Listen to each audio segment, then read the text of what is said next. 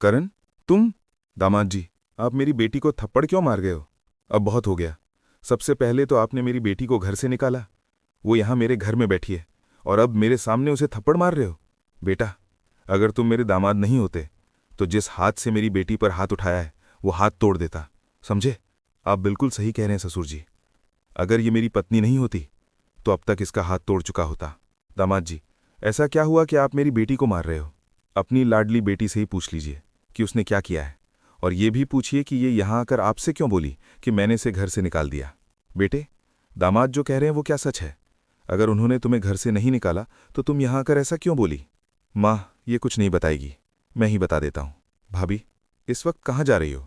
तुम होते कौन हो मुझसे पूछने वाले कि मैं कहाँ जा रही हूँ या नहीं? अगर घर में छोटे हो तो छोटे ही बनकर रहो, बड़ों बनने की ज़रूरत नहीं है। भाभी, अगर आप दिन में जाती तो मैं भूल कर भी कुछ नहीं कहता, लेकिन इतनी रात को, वो भी ऐसे कपड़ों में बाहर जाना ठीक नहीं है। मैं पार्टी में जा रही हूँ, और अगर मेरे कपड़ों पर कुछ कहा तो अच्छा नहीं होगा।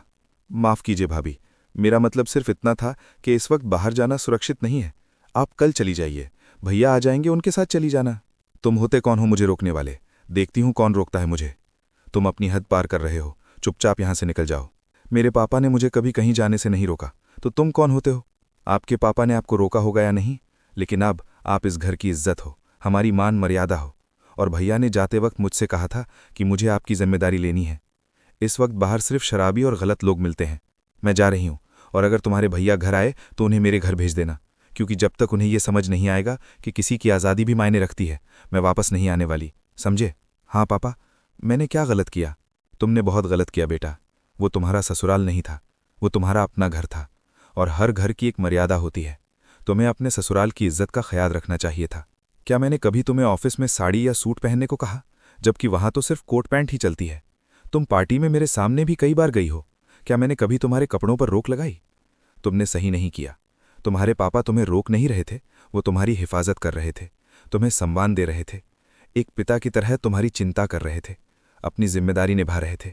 लेकिन तुमने उनके साथ बहुत गलत किया, और मुझे ऐसे देखने की ज़रूरत नहीं है।